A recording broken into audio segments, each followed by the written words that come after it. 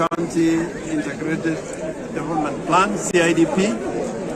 We need its validation, and the process has been ongoing.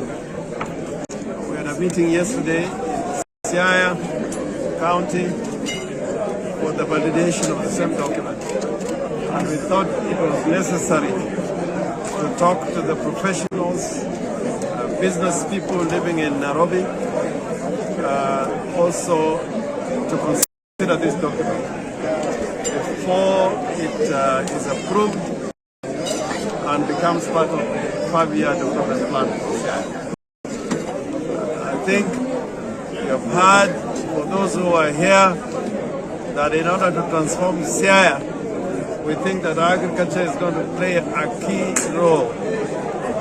That in our transformative agenda, if we can use agriculture as a pillar and foundation for modernization and industrialization, as Mauritius did in transforming that country from a one-crop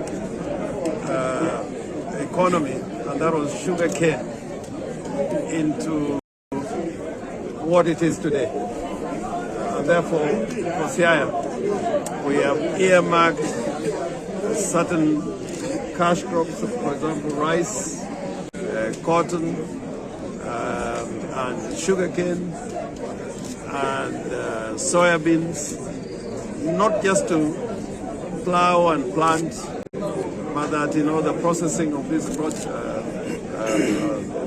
products or commodities or crops of Siaya as finished products through agro-processing. All these things we should be able to do in Siaya. The other thing that was critical that I think we have come up with, and this is critical because if you look at the revenue we get as part of our share, equitable share of revenue collected annually, it barely reaches 2 billion. And some of this goes to the county assembly. Some of it is conditional grants. They are already determined by the national government what they are supposed to do. So we are saying unless we improve on our own source revenue, this transformation is going to be very difficult. And we have said that on source revenue, we can collect more than $1 billion.